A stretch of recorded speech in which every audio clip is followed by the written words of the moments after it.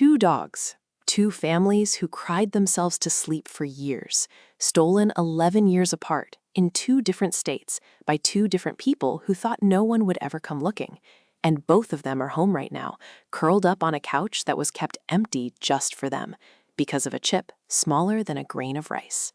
Stick with me, because the way the second dog was found doesn't even seem possible, and I promise you it is. Let's start with Bella. Bella was a golden retriever mix, the kind of dog who greeted the mail carrier like a long-lost friend every single day. She lived with a family outside Sacramento, and one afternoon in 2019, she was in the backyard, and then she wasn't. No broken fence, no sign of a struggle, just gone. Her family printed flyers. They walked the neighborhood until midnight. They posted on every lost pet page they could find. And then slowly, painfully, life moved on around the space she used to fill. Now here's the first thing most people don't know. When Bella disappeared, her family had done one small thing months earlier that they almost forgot about. They'd taken her to the vet for a routine visit, and the vet had scanned her just to confirm her microchip was active. That tiny detail, a 5-minute appointment nobody thought twice about, is the reason this story doesn't end in silence. Because here's the part that gets us every time. Years later, a woman 200 miles away brought in a stray golden mix to a local shelter, saying she'd found her wandering near a gas station. Routine intake, routine scan, and the scanner picked up a chip registered all the way back in Sacramento. One phone call, that's all it took.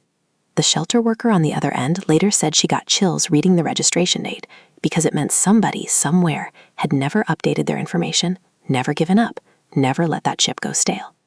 Bella's family drove 3 hours that same night, and when the shelter door opened and Bella caught that scent, she didn't hesitate. She didn't sniff around confused. She launched straight into her owner's arms like no time had passed at all. 4 years, gone in 4 years. And you're not going to believe what happened next, because that story is actually the smaller one. Now let's talk about Max, because Max is the reason this story made headlines everywhere. Max was a beagle, just 10 months old, when he was taken from a front porch in rural Ohio back in 2014.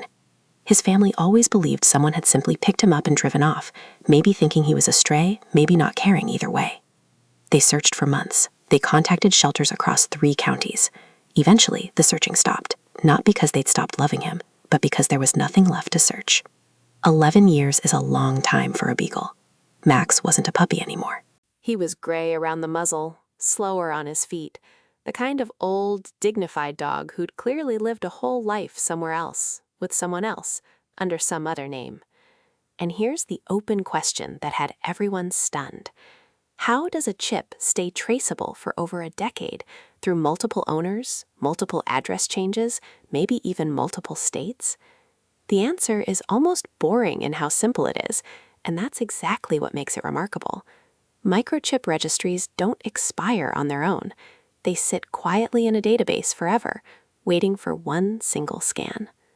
Max had passed through at least 2 households in those 11 years, according to shelter records, likely rehomed informally, no questions asked, no paperwork checked.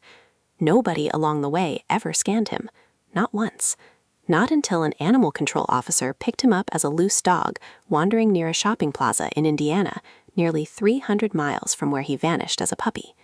That officer scanned him purely as protocol, and when the registration came back to a name and address in rural Ohio from over a decade earlier, she assumed it had to be a mistake.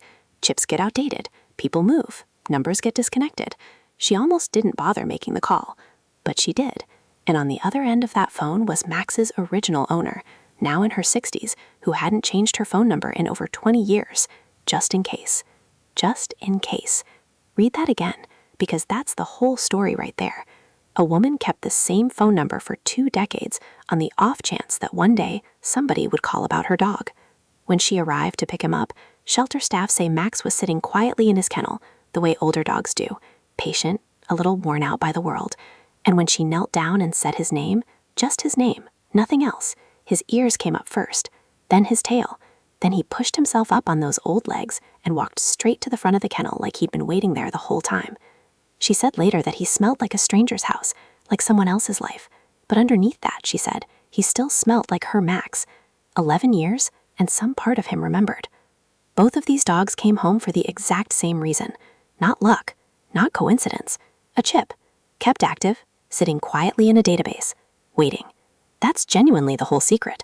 No dramatic detective work, no viral social media campaign, just one small piece of technology and two families who refuse to let go, even when hope had every reason to run out.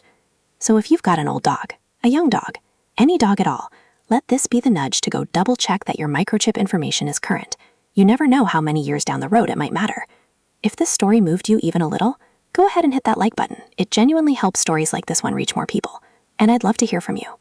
Has an animal ever found its way back to you after being gone far longer than you thought was possible? Tell me in the comments. I read every single one. And if you want more stories exactly like this, stick around and subscribe, because there are so many more homecomings still to come.